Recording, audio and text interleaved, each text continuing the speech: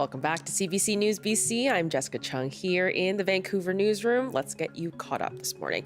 Now, it's a big day for soccer fans in Vancouver. Lionel Messi landed in the city yesterday as Inter Miami faces off against the Vancouver Whitecaps in the CONCACAF Champions Cup semifinal at BC Place tonight. But one of the biggest questions is whether Messi will see action tonight, and some fans are hopeful that he will. I had tickets for the last game when he didn't make it, unfortunately. Hopefully, for everybody's sake, even if I don't have tickets, hopefully he plays tonight. I just got my tickets, I think, 2 weeks ago. They were a bit expensive, but we have to see Messi. It's like a chance, a lifetime. We came to watch the Messi game. I feel like I'm a big soccer fan, and if there's a chance to watch the greatest of all time play, I mean, you have to. And Inter Miami's coach remained tight-lipped about whether or not the global superstar would play. Messi was a no-show for a game in Vancouver last year, but kickoff tonight is at 7:30. And Vancouver City Council has unanimously greenlit a controversial development plan for a First Nations-led mega project. The Jericho Lands development will include thousands of new homes in Vancouver's West Point Grey neighborhood. And new City Councillor Lucy Maloney was on the early edition this morning. She says she understands the pushback, but says the city needs more housing. Well, I guess it could have been a lower level of density if we'd been building low-rise apartment buildings in every neighbourhood of the city for decades, but we haven't. Yeah. So we're left with a situation where we're short of housing. We're particularly short of affordable housing. And I understand that it's really jarring for people, the idea of dramatic change in their neighbourhood. Now, the project includes more than 24 buildings ranging from 4 to 49 stories, and work is expected to take place over a 25 to 30-year time horizon. And a man who allegedly assaulted a stranger on the seawall in Vancouver has been released from police custody. Now, Peter Hans Nungu has been charged with assault causing bodily harm, and this incident happened on Tuesday night. Now, the victim, whose name seems to be Stephanie, recounted the whole assault on her TikTok account. Now, she says a man ran at her and threw her to the ground, smashing her phone and striking her head. I was able to fight him off again and continue running. He did grab me like a fourth time, but didn't quite get me all the way on the ground again to hurt me. And so I was just like running towards where I knew there would be people with one shoe just bleeding. Now, court records say that Nungu was arrested and released in Surrey just days before this recent seawall attack. And we reached out to Stephanie, but haven't heard back yet. And the drug advocacy community is mourning the loss of a well-known advocate in the downtown east side. Trey Helton was found dead in his Vancouver home on Tuesday. He's being remembered for his empathy. He always said, this isn't my job. This is just what I want to do. It's my life mission is to help people. And, and sometimes he would do it day and night. He would, drive people everywhere. He'd pick them up. He'd visit everyone at the hospital. He would he would bring them home to eat food with him or stay over. Now, Helton dedicated his life to offering support to people struggling with addiction, and he was 42. And that's it for now. I am Jessica Chung. You are watching CBC News BC. Stay here, don't go anywhere, because BC Today is up next.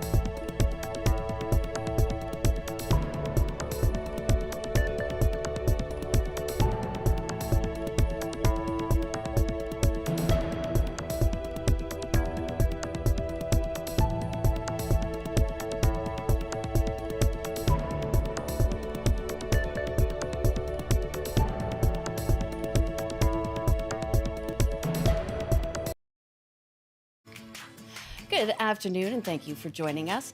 The economy and housing have been big election issues, but the environment has dropped down the list of priorities. We're going to take a look at what environmental issues matter most to you before you cast a vote. And in our second half of the show, how can the energy sector remain committed to Canada amidst global instability? I'm Amy Bell in for Michelle Elliott, and this is BC Today.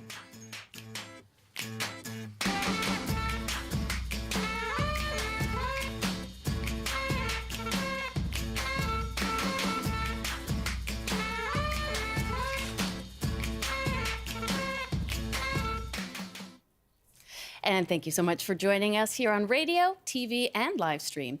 You can call us now on our top story. How important is the environment when it comes to your vote?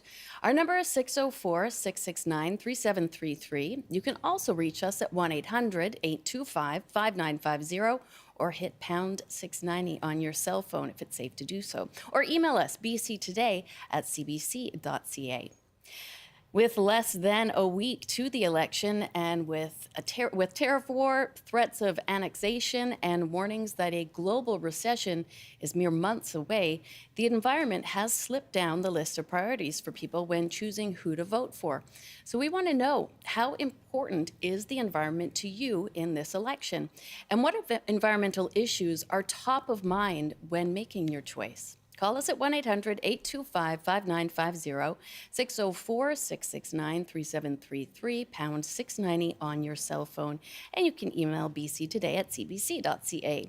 Joining us now is Kyle Empringham, co-founder of the Starfish, a collective of staff and volunteers who are dedicated to amplifying the voices of youth in the environmental movement. Hello, Kyle. Nice to see you.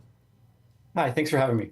So we have seen throughout this election cycle that issues such as the economy and housing are top of mind, and that is a sharp shift from 2021 when the environment actually topped the list of voter concerns. So how do you feel when you see that shift? Yeah, thanks for the great question. And I need to say happy belated to my mother, Marie, and my mother-in-law, Laura. I love you both. But on the important issue of environment and climate, I think it is important to have a good conversation about how young voters and others are showing up currently. I think it's important, as you've described, that there really are multiple crises at hand. There is our climate crisis, there's an affordability crisis. Of course, young people and many people still care about environment and the climate change, but we also are putting that now in the context of, can we afford our groceries? Or what's our long-term financial health? Are young folks going to be able to afford a home? And I think what we're seeing now is the product of that, and that people do care about it. And I think sometimes when we create lists, we're creating dichotomy, when really we want to be, I think if you ask people, can we move all these forward at the same time? What do you think about that? I think a lot of people would agree with that. No, and I do agree with that it's not always fair to sort of parse these into separate issues that people are only caring about when, and also so many of them are interconnected. But we're dealing with this unusual and unfortunate situation of multiple crises happening simultaneously, and that is very difficult for people to wrap their heads around. What do you think are some of the biggest, most pressing environmental issues that people right now are thinking of when they are thinking of who to vote for? Yeah, I think there's a lot of different ways in that we're looking at this. I think there's a lot of conversation about what it actually means to adapt and mitigate to a changing climate, and what that actually will mean in the short and long term. What does it mean for young folks who are trying to figure out how to gain good, meaningful jobs, and can that job actually withstand the test of time? Will they actually be able to create this climate resilient future that they're looking for? And I think that that's one of the things that really is heartening to me. I want to give a lot of credit to the Climate Emergency Unit in CanRAC for helping establish a youth climate course, which has now made it into both the NDP, the Green, and the Liberals' proposed budgets for if they are elected. And so I think it's important to recognize that as we're thinking about environmental issues, we're thinking about how can we actually create an economy around environmentalism now. So instead of what we've seen historically, which is actually about maybe biodiversity and conservation as protected areas, or even electric vehicles. All those things are of course really important, but now we're thinking about how can we create, from the context of the individual or the household, an economy that actually works for those people. Kyle, we do have a call on the line already. I just want to bring them in. It's Chris in Victoria. Hi, Chris. Hi, how you doing? Can you hear me? I can hear you very well. So, how top of mind is the environment for you right now? Yeah, it's always incredibly top of mind for me in this election. It is one of my top issues, and unfortunately, it's just not really being addressed by very many of the parties. I think the Greens are the only ones, in my opinion, that have a platform that deals with the environment effectively. And I think one of the biggest challenges around this is that voters are just looking at things that are right in front of their face right now. Especially if you're having trouble making ends meet, if you can't afford groceries, that's probably more important to you than climate change.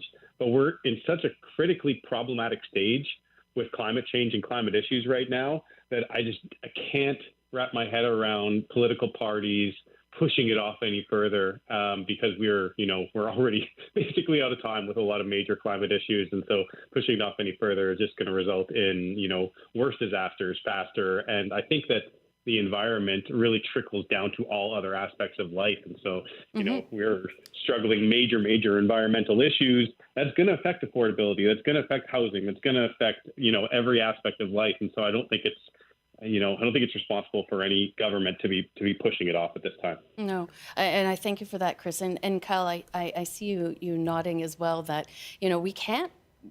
That is the stark truth. We can't keep pushing off the environment. We are at that critical point where action needs to be taken.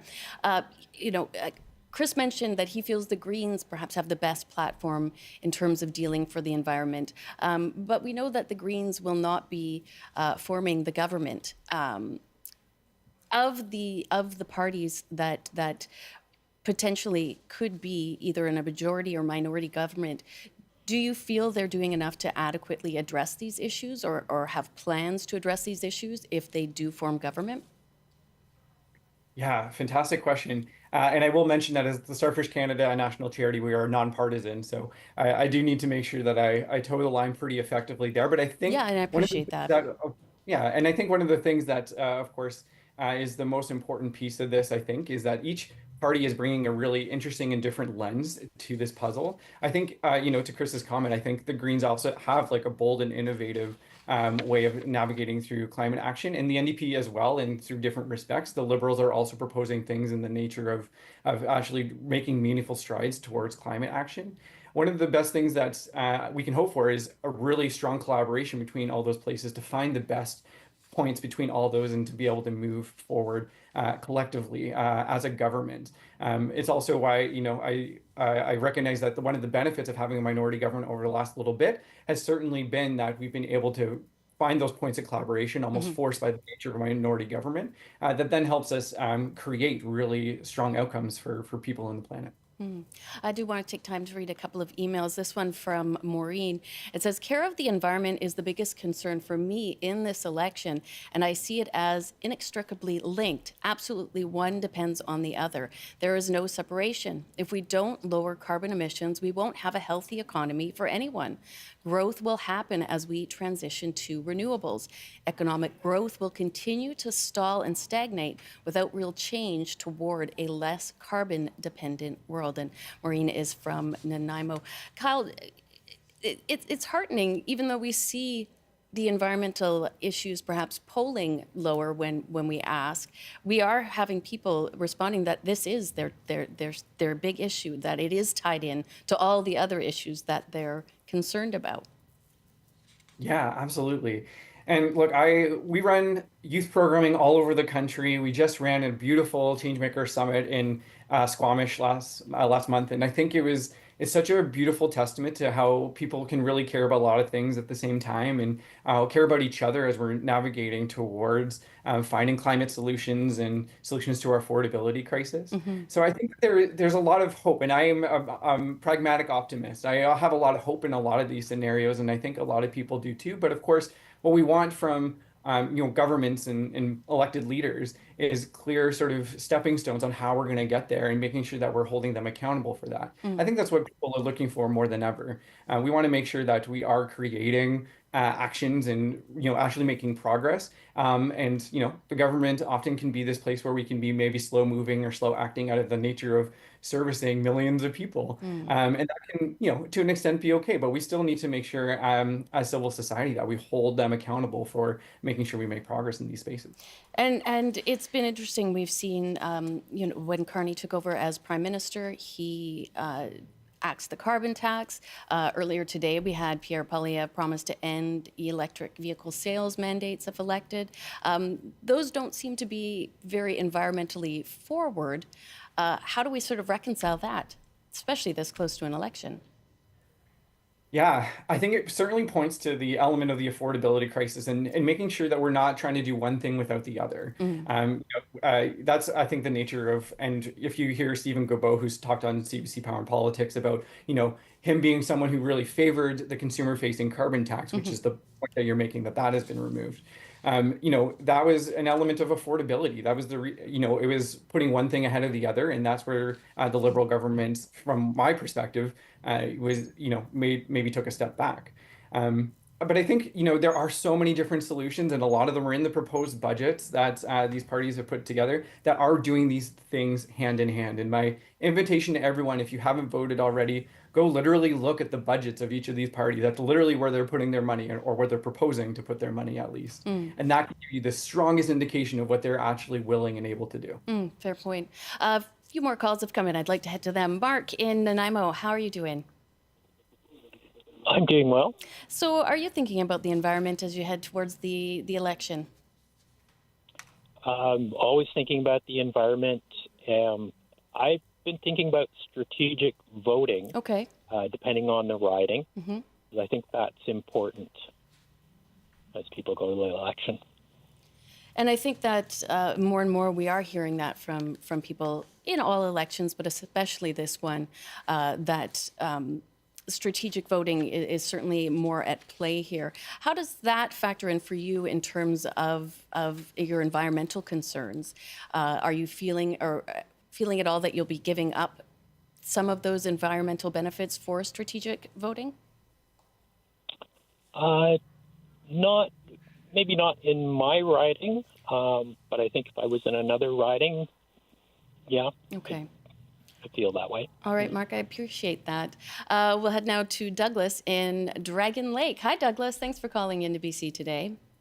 Hi there. And what are your thoughts on today's topic of the environment? Well, environment isn't just critical for my vote, but it's also been very critical for my candidacy.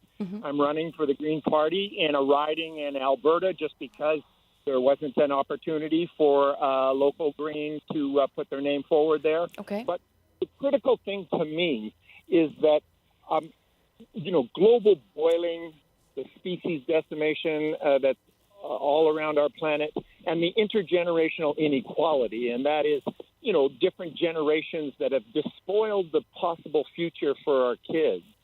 This is truly just symptoms of overshoot. The fact that we are driving a consumption machine in Canada and the United States. I'm talking about the real top percentage of people really driving it. But we really have to get a grip on this. And the only strategic vote for me is one that is steeped in ecology, the base of everything that this planet has to offer us and our children's future. So that is critical in my mind. If you're thinking strategic vote, think of your kids and vote green. I thank you for that, Douglas. And of course, that was Douglas Gook running for Battle River Crowfoot, in Alberta. And, Kyle, we talk a lot about the sort of generational divide, how, perhaps one generation has made it more difficult for another, and that we need the youth to really become stewards of taking care and pushing forward change. Do you sense that generational divide with the youth you were working with? Do they sort of feel that they've been left a bit of an environmental mess that they really have to work hard to rectify?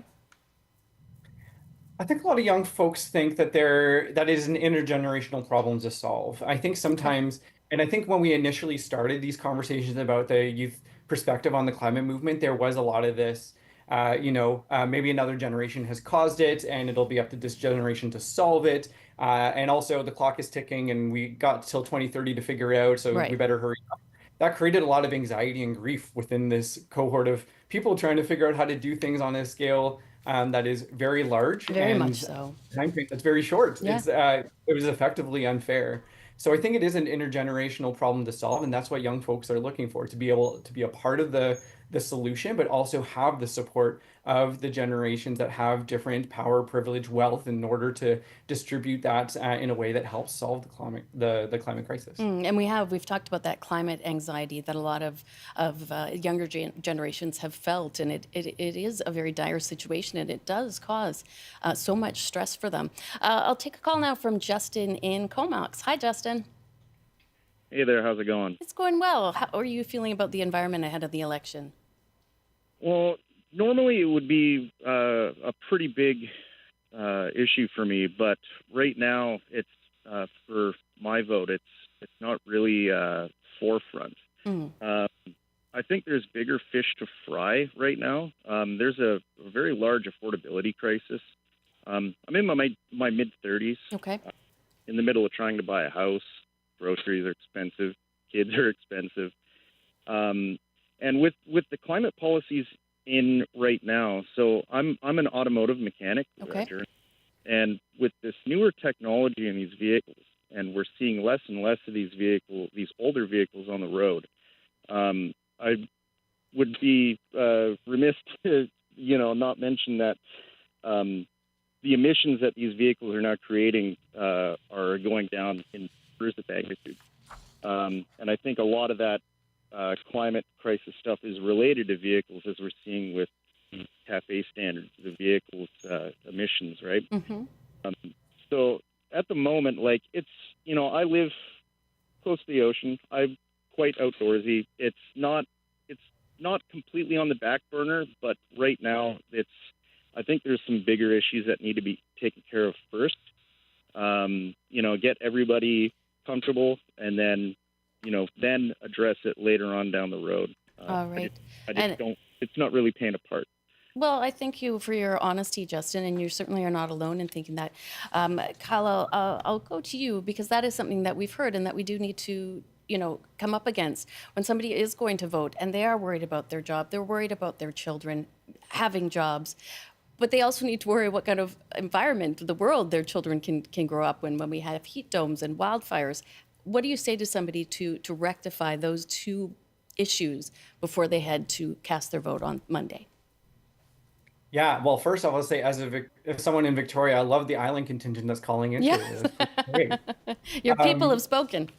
They have. I think that, I think it's such a unfortunate conundrum in that we're all sort of faced with. And, we're trying to figure out how to make sure that we do our best for our people, which is the people around us and our communities, and then also the planet as well. And I think many of the callers today are pointing to this fact that, they go hand in hand. They're in tandem. And so we need to make sure that we are thinking about things that maybe address both of those things at the same time. There are platforms and parties that are thinking that way. And so I invite people to take a look at that as they're going to the polls. Again, you can go look at the budgets, or even if you aren't a numbers person, go look at the platform itself, where they are campaigning on certain promises, to see if those align with the values of how you'd like to see things moving ahead. Innately, but to address this, there are going to be some shifts and changes, and some of them are going to be a degree of uncomfortable. But I think it's also worth recognizing that the status quo is also uncomfortable for a lot of people. A lot of people who maybe come from equity deserving communities or are lower income, or trying to just figure out how to make ends meet, and they're struggling now. So knowing that, I think it's worth noting that the status quo currently for a lot of people also doesn't work. And so while it might be difficult ahead of time, it's also difficult right now. All right. I'm going to read an email that we received from Randy in Burnaby, so not on the island this time. The environment has been given short shift platitudes by the two frontrunners. Job creation and fast tracking of mega projects in the energy sector has overwhelmed the messaging. Best case, a Liberal minority with the NDP keeping them somewhat focused on environmental issues. When somewhat focused is the best case, we have achieved two things. First, we just spent $700 million to return to the status quo, and we have failed to put our environment first. Blame me. I'm a boomer. My generation let this happen. Well, we're not going to put all of the blame on you, Randy, but I appreciate you always writing in. And just for one last question, we were talking about the energy sector in our next half hour, Kyle. Obviously, energy and environment very closely tied. How do we push to make our energy sector more environmentally focused while still being financially prudent? Yeah, a fantastic question. And I think there are strides being made, but some of the critiques that come from the environmental movement are about how we're just not moving at the state of progress that is going to be impactful in order to make significant reductions for climate efforts. So I think there is a lot of conversation to be had about how we're making sure that we are indeed holding not only energy companies accountable, but again, back to the policy and the election that's at hand, making sure that as we're thinking about platforms and what sort of promises are being made, that this part of the conversation is there, that it is active. We're not trying to say that we want all of our natural resource development to go away tomorrow. We're just asking that, we try to create a more just and equitable future. And I think that's something that's always worth having a conversation about through our community conversations and through the platforms that each of these parties puts out. A couple more emails have come in. This one from Mina Lee. She says, with all the concerns about auto tariffs, nobody is talking about transportation except for Avi Lewis running in Vancouver Centre.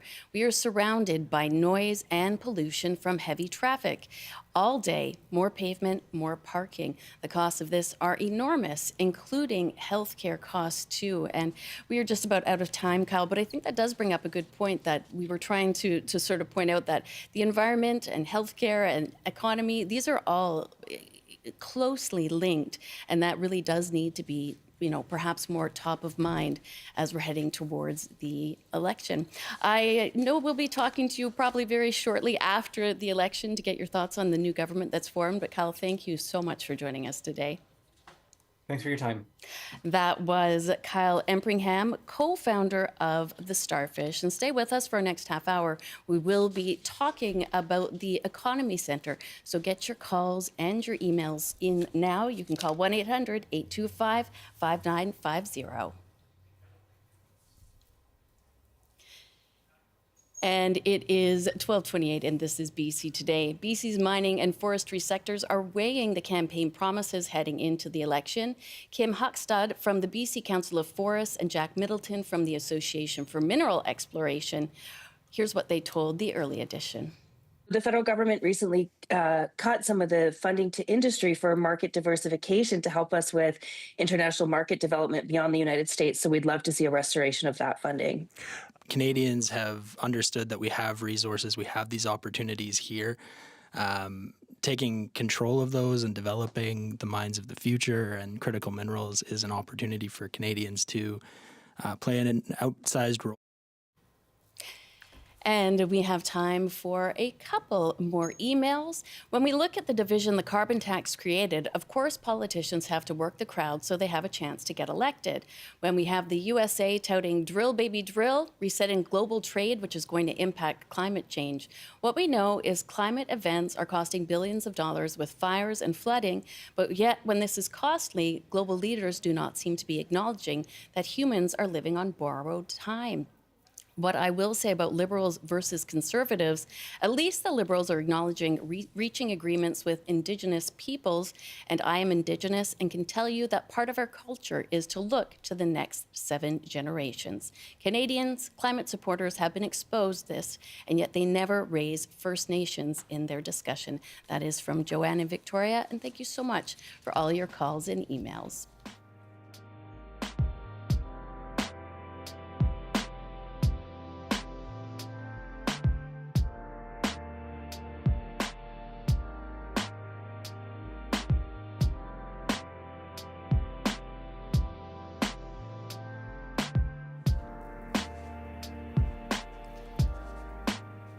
And this is BC Today on Radio 1, CBC Television, and live streaming on our website, cbc.ca/BC. YouTube can be found at CBC Vancouver, and we're on the CBC News app. It is time now for the CBC News to 12:30 with Robert Zimmerman. Good afternoon. Police are trying to figure out if they're dealing with a homicide after a body was found inside a burned out vehicle along the Okanagan Connector. The discovery was made Tuesday after crews extinguished the blaze near Merritt. Traffic was affected for more than 24 hours. The victim's name has not been released. The Agriculture Ministry says 67 projects got a share of $5 million doled out through the Tree Fruit Climate Resiliency Program. It was set up to protect crops in the Okanagan and Kootenays from damage caused by extreme weather. The province says the money is going to infrastructure and equipment such as wind machines and energy-efficient heaters. And more than 52,000 fans are expected at BC Place tonight to see if Lionel Messi will play in Inter Miami's game with the Whitecaps. It's the first leg of their CONCACAF Champions Cup semifinal. Messi did travel with his team, but Miami's coach didn't give any hints on whether he would start or how much he may play. And now the forecast on the North Coast, a mix of sun and cloud this afternoon with a high of 11, highs up to 16 with some sun and cloud in the Peace. In the central interior, including Prince George, lots of sunshine with a high of 17, highs from 17 to 20 and mainly sunny this afternoon in the Kootenays. In the southern interior, including Kelowna, a high of 20 and mainly sunny as well. And for Metro Vancouver, Greater Victoria and the Fraser Valley, sunny and warm this afternoon with highs up to 23 inland. That's your CBC News update from Vancouver. Thank you so much for that, Robert. And Liberal leader Mark Carney is spending part of the election's homestretch in BC. In Victoria yesterday, he spoke about how he plans to tackle clean energy innovation that taps into BC's natural resources. He promised big plans for the province's metals and minerals sector. Is to invest across the entire energy supply chain to make Canada an energy superpower. That starts with critical metals and minerals, vital components to build everything from solar panels to electric vehicles. The market for these minerals is currently dominated by China and Russia. That must change. And BC can lead that change, given that it's home to 16 different kinds of critical minerals and already has a highly sophisticated, mature mining industry that supports over 35,000 jobs in this province and creates more than $7 billion in economic value every year. But our plan looks to transform that industry and take it to the next level. We'll create the first and the last mile fund that will connect critical mineral extraction projects to our supply chains to get them to market. In other words, from rock to road and rail.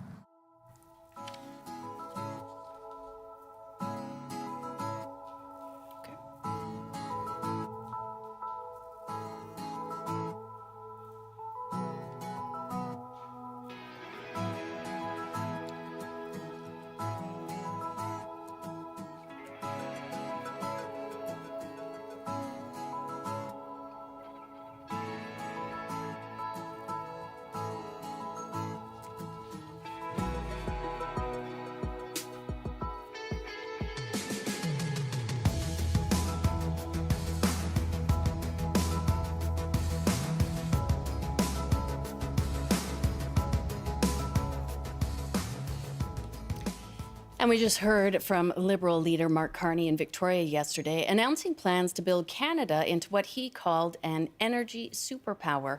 We've been talking about the environment and climate policy in the first half of the show, leading up to the federal election, and energy policy issues closely tie in hand. How would you like the next federal government to address the energy sector? Call us now at 1-800-825-5950, 604-669-3733, pound 690 on your cell. And you can email bctoday@cbc.ca. Here to talk about what part energy policy could play in this federal election, we have Andy Hira. He is a professor of political science at Simon Fraser University and also the lead researcher at SFU's Clean Energy Research Institute. Hi, Andy. Thanks for joining us. Thank you for having me. So, to start off, what do you make of what we just heard Liberal leader Mark Carney say about his plans to build Canada into an energy superpower? I think it's a great idea overall, but there's a bit of cognitive dissonance there. How so? On the one hand, he is promising to support pipelines, and he has pledged money for the LNG sector.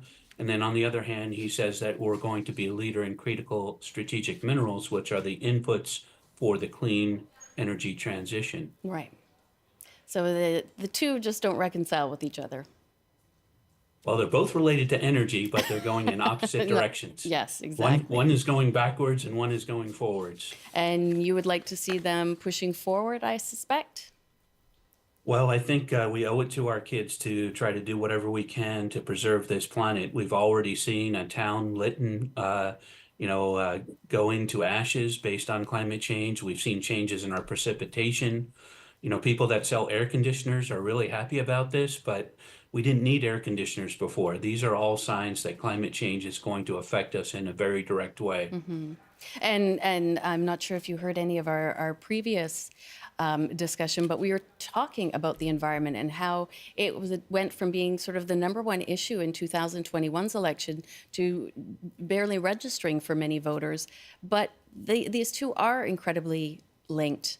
And we are seeing the impacts of the environment and the dangers that we're in all around us. And yet it doesn't seem to be top of mind for voters. How do we sort of make sure that we proceed forward in a way that protects our resources and our energy sector is healthy, but can still look to a healthy world for our children? Yeah, well, the cognitive dissonance we just mentioned, Right. it affects everyone because, we as humans, we tend to think about the next day or the next week, and we don't think about 5 years or 10 years from now. And our election cycles are based on 4 to 5 year cycles. So, we just don't have it in our systems, either psychologically or politically, to think about the long term. But that's what we need to do with climate change because it's difficult to attribute a specific weather event to climate change, and yet we see temperatures soaring over time. We see heat waves, we see droughts, we see flooding, we see food systems collapse, we see global migration. All of these are related to climate change, but it doesn't affect people in a way that they perceived on a day-to-day basis. So we really have a big job to overcome that. And I think Carney has provided an idea about how to do that, which is that if Canada becomes a leader in the clean energy transition, then all of those jobs that will come out of that new energy sector will start to accrue here. Mm. Apart from yesterday, energy being brought up, of course, do you think we've been hearing enough from our political leaders throughout the election about the energy sector and what their plans are to maximize it for Canadians? Yeah, the really huge problem with both the conservatives and the liberals is, even with the liberals, when they talk about clean energy, it's about resource extraction, getting minerals out of the ground and then shipping them overseas. And what we need to do if we want to have good middle-class jobs is go from raw materials or staples exporters to actually producing some finished products. Right. So, I mean, Vancouver is, our province has completely transformed from a forestry and fishing and fur kind of sector to one that's based on services. That's why we have good paying jobs here. Mm-hmm. So if we think about that in terms of the clean energy sector, we have all kinds of startups here in the EV sector, in the battery sector, and in terms of developing, the latest technologies for renewable energy that could be based in Vancouver rather than just shipping our raw materials overseas. Right. We need to focus on ourselves and not sort of send that work out of country to have other people do it for us. We have a lot of calls that are coming in, Andy. I want to get a few of them right away. So we'll head to Tom in Vancouver. Hi, Tom. I believe you're a retired chemical engineer. Yes, I am. And mid-70s, many grandchildren. I'm very concerned about the future. Mm-hmm. And I mentioned before when I was speaking to get onto the call is, unfortunately, what's behind a lot of it is most people most issues are very complex. Mm-hmm. And as a result, when you look at them, there's usually never a simple solution to them. And with the polarization that has gone on and is increasing, the lack of knowledge and the understanding has really declined. So, for example, on the oil and gas industry, years ago, the oil industry here should have been saying, you cannot just completely switch overnight to a renewable energy source. But our industry should have taken up that position 20 years ago, and then they would have been part of the discussion about it. But they didn't do that. And so now you've got people naively thinking we're just going to flip a switch and all oil and gas won't be required. Well, that's not possible. What's not being worked on is a way forward, recognizing it's going to take a while. We're not going to solve them. And the renewables must increase, but the oil and gas must go down. But you've got this polarization, and the politicians are. And yes, I was listening to Carney's speak, but these things aren't going to happen. The chances of critical minerals all of a sudden being taken out of the ground in my lifetime is really low because of the systems that we got in place, the polarizations that happen, the misinformation, and unless we start, for example, with the different groups that are involved, the rural populations, the indigenous populations, the business populations, the people in the city have no idea what most of rural BC is like. We just don't have this thing here to move forward in a sensible way. And by the way, your speaker just before is excellent. But my only comment would be to think that we're going to do anything quickly is bordering on naive. Okay. We need to look at how can we get the population broader together. Okay. Tom, thank you so much for that. And Andy, he does bring up that point is in some aspects we know what we want to do, we know what we need to do. How do we do it quickly and in a way that doesn't cause more harm? I think the caller is correct. We have been talking about climate change for a long time, but we're going backwards. We rolled back the carbon tax on the provincial and the federal level. Yes. And the caller is correct that we have all these clean energy BC goals that we're basically ignoring or throwing down the toilet with the development of this LNG industry. We basically have made all kinds of commitments at the global level, but we have ignored them essentially, and we haven't created any reasonable or logical transition plans. And so Carney is starting that conversation again as an economic opportunity by creating these, by mentioning these large goals, but we need detailed and concrete plans, and we need to line up the political stakeholders behind them to actually move forward on them. And do you think we've seen enough from the various political parties that they do have plans in terms of clean energy and climate change? Does one party stand out more to you? The main reaction of the political parties is to respond to the crisis of the day, which is the Trump tariffs, right, and the cost of living and the affordability crisis. So the political instinct is very myopic as usual, but that also reflects the myopia of the voters. Okay. Time for another call from Basil in Port Coquitlam. Hi, how are you?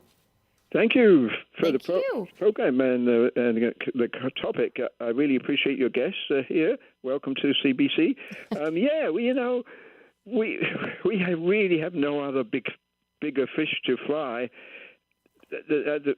regarding the most important crisis of our time, and that's, of course, the climate. We've got to make changes. Every one of us can do something to use less energy.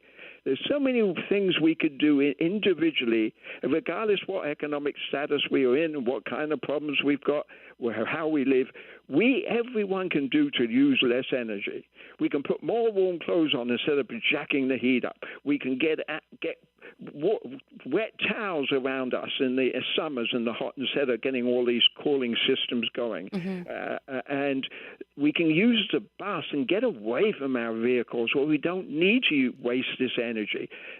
We can save the energy that we have. We don't have to do much, but it just takes everyone to make a sacrifice. And it seems like we in Canada do not want to make any kind of sacrifice. We want to live the rich life we've always lived and not willing to sacrifice for all the living creatures in our world, the animals, the birds, the fish, our children. We say we love our children. Do we really love our children if we're not doing something for the world to make it better for them? I wonder, and we should be a really good model for the whole world. Canada could be, and especially for the United States, who don't seem to care with a person up there who running the show anything about the environment. So come on, Canadians, let's all do an effort and stop building pipelines. Let's get into clean energy and support it. Let's get into a political party like the Green Party.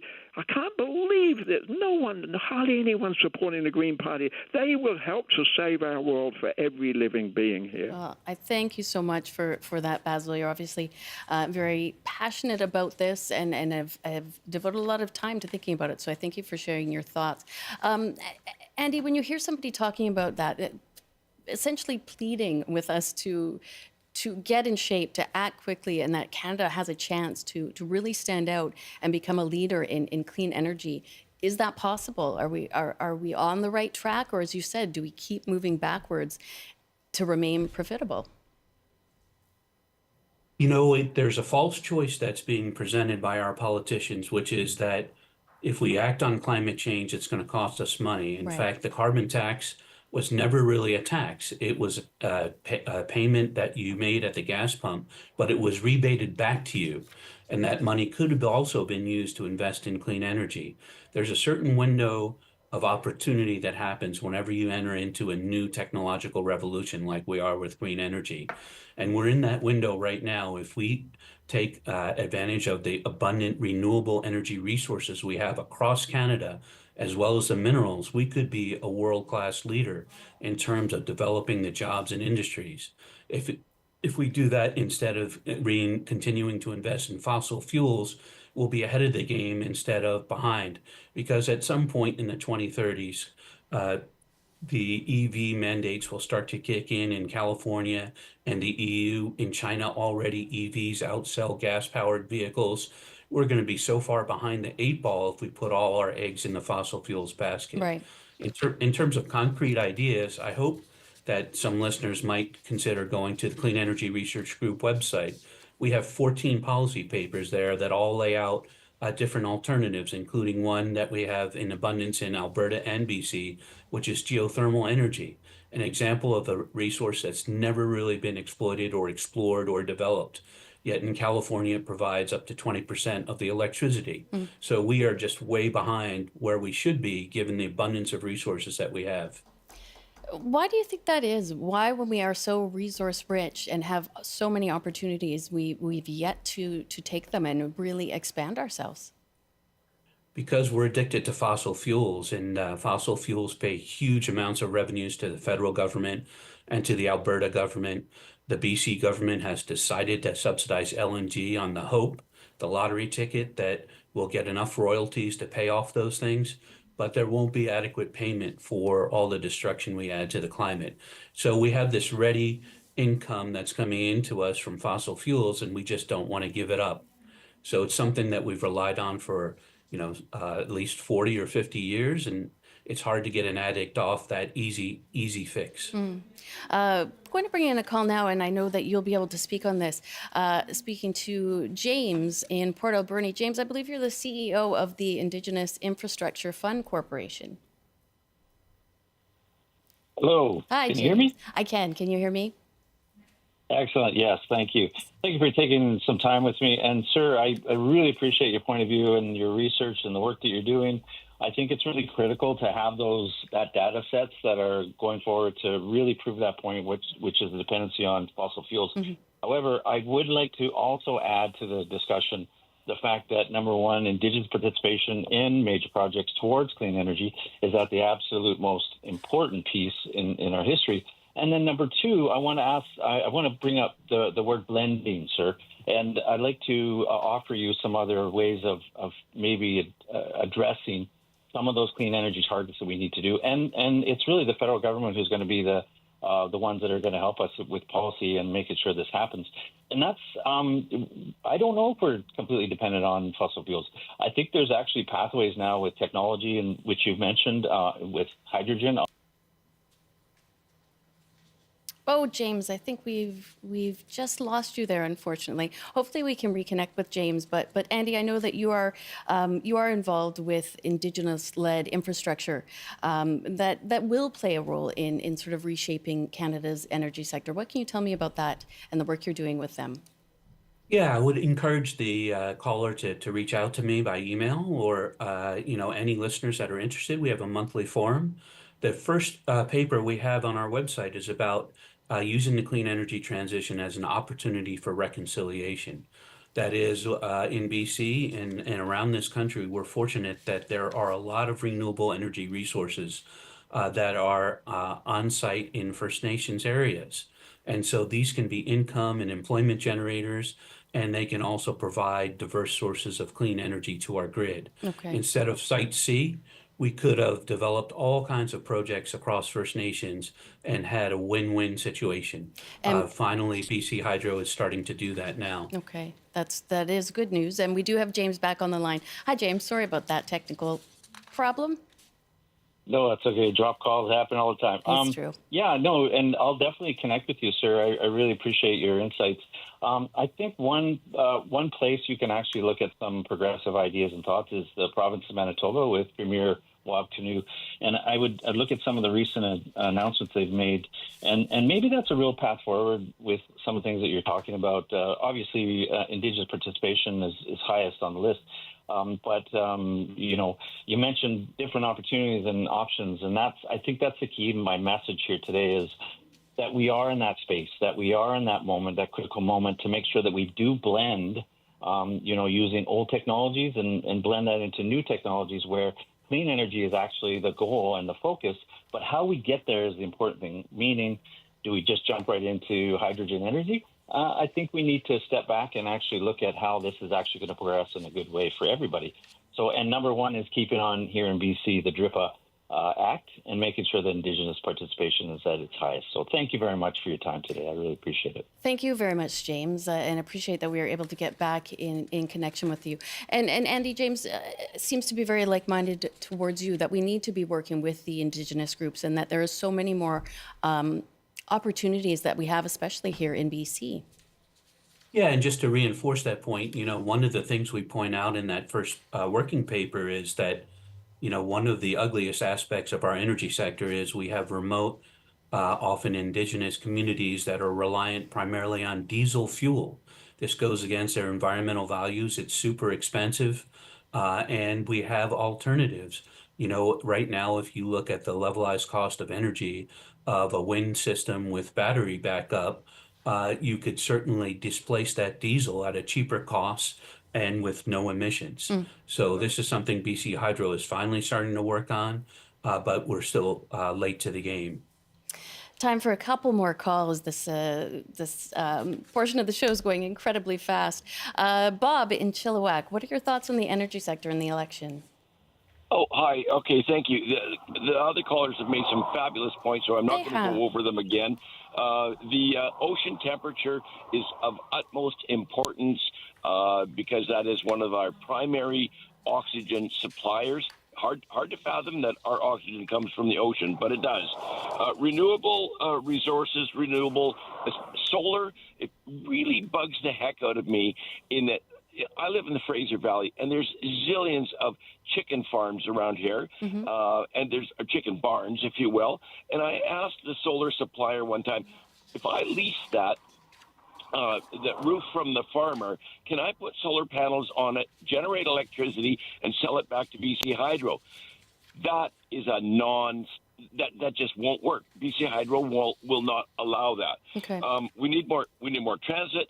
And then also one last point that I got to bring in here is that China, as some others have already mentioned, China is just the leader in electric vehicles, for affordable electric vehicles, sure, where the batteries can be recharged in 6 to 8 minutes. And this is all doable, but we've got barriers in our place, and a lot of it is our governments. Those are my points.